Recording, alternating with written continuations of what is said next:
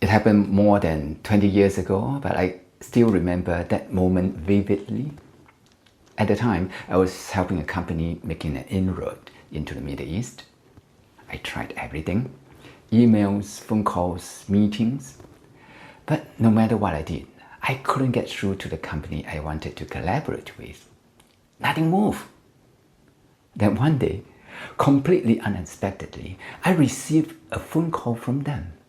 They had read my proposal and wanted a meeting.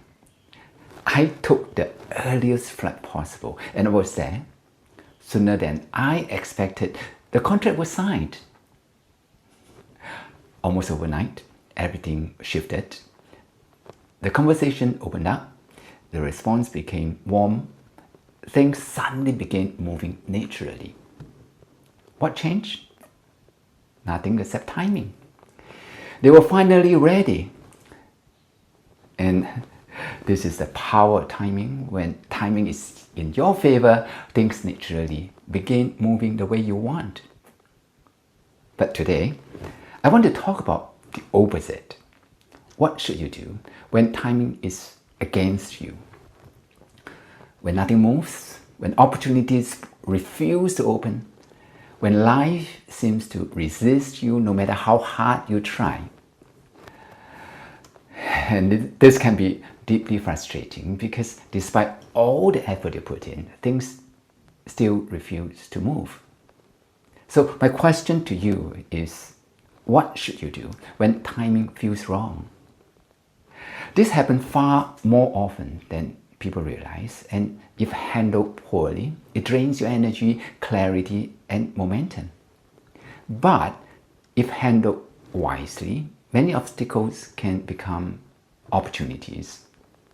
Because whenever timing is not on your side, it's not the end of the world. You are open to at least 3 options. What are the options?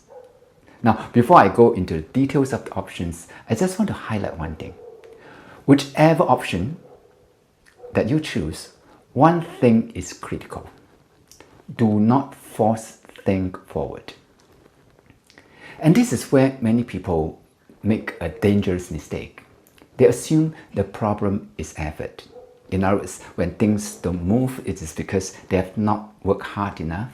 So when they feel that timing is wrong, they work harder, put in more effort, and push a lot more. But Sun Tzu points to something deeper. Act when conditions are favorable. Stop when they are not. Because timing is not merely about action. It is about alignment. It is about how aligned you are with the conditions that allow things to happen naturally. In other words, you are not the only element in the conditions. You need to align with other elements in the conditions. Even a powerful wave cannot move a ship if the tide is against it.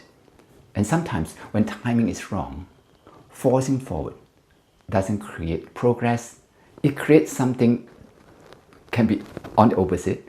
It can create damages. Damage to relationship, damage to health, damage to clarity, damage to momentum. So what should you do when timing feels wrong? So this is the time that we will look at the 3 options that are available to you. Option number 1, do nothing. Sometimes the wisest move is to stop climbing the wrong mountain. Not every opportunity is meant to be pursued. Not every battle is worth fighting. Not every door must be open. But many people continue anyway, even when they know that they should not force. And very often, it is not because they truly believe that forcing will work. It is because they cannot accept the loss inverted comma. Because it's not necessarily a real loss, but a psychological loss. They already invested too much into what they are doing. Too much time, too much pride, too much emotion. And so they cannot bring themselves to let go. So they keep forcing, even when they know that forcing may not work. And even when life is clearly resisting, saying to them that, no, it's not going to work. Sun Tzu once said, the greatest victory is one that requires no battle. When you choose not to fight, it's not because you are weak, but because you understand that winning is not about fighting every battle. It is the final victory that matters. Sometimes the highest intelligence is knowing what to leave alone. And believe it or not, the moment you stop forcing, something on reverse can happen. When you stop forcing the wrong thing, energy begins returning to you. Clarity returns, breathing returns, perspective returns, because you are no longer leaking energy into wasteful resistance. So that's option number one, not to fight every battle. And now look at option number two, that's to wait for the right moment. Nature does not force timing. A seed does not panic during winter. It does not scream at the soil and say, why am I not growing yet? What it does is it waits. It waits not passively but intelligently. Many things in life are seasonal: relationships, business, leadership, healing, even personal transformation. And sometimes what looks like failure is simply timing that has not matured yet. But it is not the modern culture that teaches us. What it teaches us is to panic. If results are not immediate, we assume something is wrong. So we rush, we force, we overcorrect.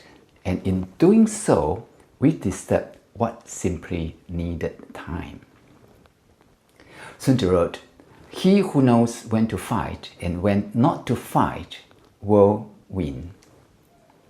That means timing itself is part of strategy. Not everything should happen now. Some things become powerful because they were allowed to ripen. So that's option number two. Now look at option number three. That's to create the conditions for timing to emerge. We talked about waiting just now, but waiting does not always mean doing nothing. Sometimes timing feels wrong because the conditions are incomplete. So instead of forcing things through, focus on nurturing the conditions. Nurturing the conditions that allow the right timing to emerge. A farmer cannot force crops to grow overnight, but he can prepare the soil, remove weeds, improve water flows, and so on. He can create the right environment to allow crops to grow later when timing is right. And this changes everything, because instead of forcing outcomes, you begin shaping conditions. And if we are talking about power, this is one of the deepest forms of power. Not controlling life directly, but influencing the environment. So the right moment can emerge naturally. Maybe the opportunity is not ready because your skills are not ready. Then work on the conditions. Acquire the skill. If you're not good enough, go to school, or maybe take up an online course. Or maybe the relationship is unstable because trust has not been cultivated. Then probably you should communicate more and take more action to prove that you are trustworthy. Or maybe the business struggles because the foundation is weak. Then look at how you can reconfigure the conditions. Maybe marketing is weak, or maybe the people are wrong. Then work on them to make the conditions conducive for the timing to arrive. So instead of forcing the fruit, work on the roots, strengthen the invisible conditions, and when conditions become aligned, timing appears naturally. What once felt impossible suddenly begins moving effortlessly. Not because you forced harder, but because resistance disappeared. Now, when timing is wrong, forcing becomes expensive. So before pushing harder, pause and think. Ask yourself questions like, is this mountain worth climbing? Does this situation simply require patience? Or should I focus on creating better conditions first? Because wisdom is not merely knowing how to act. Sometimes it is knowing when not to act yet. And that maybe is the difference between struggling and flow. But this leads to a deeper question. If timing is so powerful, how do you actually recognize when the timing is right? Because many people act too early, others wait too long, and sometimes missing the moment is just as dangerous as forcing the moment. So in the next video, this is what we are going to talk about. How to recognize good timing when it appears.